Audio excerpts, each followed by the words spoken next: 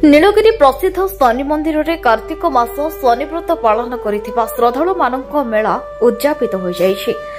एठारे सूचना योग्य उक्त मंदिरटी नीलगिरी ब्लॉक सियाड़ीमल पंचायतर चतर साही रास्ता पार्श्व अवस्थित।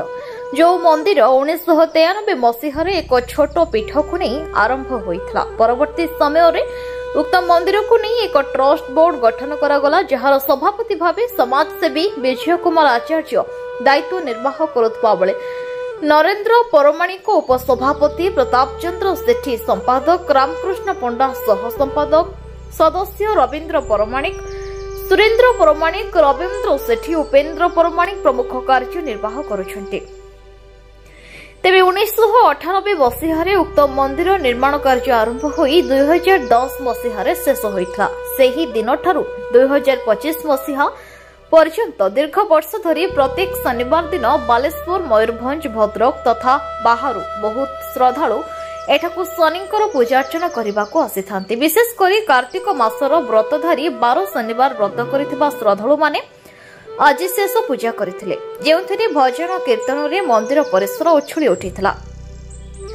मंदिर परिसर रे एक महायज्ञ अनुष्ठित होइथिला। मुख्य पूजक रामकृष्ण पंडांक मंत्र ध्वनि रे मंदिर परिसर रे बेस गुंजरित हेउतबा बेले घृत यज्ञर अपूर्व महक रे समग्र परिवेश एक आध्यात्मिक चेतन रे परिपूर्ण होइथिबा अनुभव करा जायछि।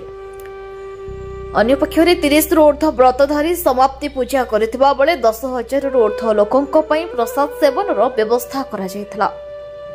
भक्त माने महा आनंद रे प्रसाद खाई फेरुथबा दृश्य अत्यंत नियारा थिला। उक्त कार्यक्रम को विजय आचार्य धर्मपत्नी सुनीति आचार्य, पुत्र संबित आचार्य, पुत्र वधू मनोरमा आचार्य प्रमुख कार्यक्रम को सुचारू रूपे संपादन करिबारे सहयोग करिथबा देखा जायछि। एठारे सबुठ उल्लेखयोग्य रमाकांत सेठी नामक भक्त उपरे शनिदेव विश्राम आसी अंचलर विपद आपद संपर्क में सूचना देइथांती। कौनसी भक्त एठारु केबे निराश होई फेरिबा देखा जाय नाही बोली एठारे उपस्थित श्रद्धालु माने कहिसंती। 13 वर्ष 14 वर्ष पूजा कर आगुरी ये प्रत्यक्ष देवता ये गछ मूल बाहरी 84-85 वर्ष बाहरी ये ग्राम ये प्रत्यक्ष देवता मंगला ये चतर साई आज उन्नति पथ आगे चलती ये ठाकुर मंदिर आज बहुत कष्ट सहित समस्त सहानुभूति ग्रामवासी कमिटी मेंबर समस्ते मुरबी मान जो आज उद्यापन सहित आज ये पूजाटी शनि मंदिर आज बहुत उत्सव मुखर हो चलती लोक मान गहली रही। आज कौन नीतिकांति थिला? आज शनिश्वर मेला पड़ुची आज 15-20 मेला पड़ा एवं समस्ते आसछन्ति प्रसाद सेवन हो नीतिक्रांति चलती ठाकुर जी नीतिक्रांति सब चलती। ना आप परिचय देवे? विजय कुमार आचार्य आम घर गोवर्धनपुर। आज एठी प्राय अधिकांश समय आसुँच यज्ञ बसुँच कहले शनि महादेव महिमा कौन आपणकर उद्देश्य कहे? ठाकुर महिमा तो अवर्णनीय वर्णना करना ना। जो प्रथम मुझे आसे मो पुअर जो खराब थिला मु बहुत डाक्तर को नापर आसिक बाबा पहुँचली। बहुत लोग कहले तुम शनि बाबा घट बस निश्चित छुआर आरोग्य हो। घूरी घूरी आसिक नीलगिरी पहुँचा। एक्चुअली मोर जीवार था बालीगुड़ी शनि मंदिर को सही फल किणुए सकर मत किसी लोग कहले आप चतर साई पड़ाते ये फाँका जल्दी हो पलि आस ठाकुर महिमा जहाँ मुझे पलि आसली ये आसला ये परिवेश देखी मोर जहाँ पूजा है कि मन गोटे अवशेष रहा मंदिर हो नाला सातरे गछ मूल थे गोटे छुटिया ठाकुराणी तला भाया होता ब्राह्मण जड़े पूजक से खरार बस पूजा करता दुख लगे सेठू ये 2 जन जी कार्यकर्ता अच्छा बांका भाई आउ मेंग भाई पचारे छाउणी करना किए दब कौन कर मो मन आग्रह दिला से दिन 5,000 टका देकी गली बोले तुम्हें बाँस आनी ये गोटे छाउणी करदे मैं पूजक घर बस पूजा कर सेकेंड पढ़ी आसला बेलू सी 2 जन लोक एत आग्रह सीटा कर से मो मन ये आगे ये किंदिया दिन मंदिर लोग आखिर देखा बाबा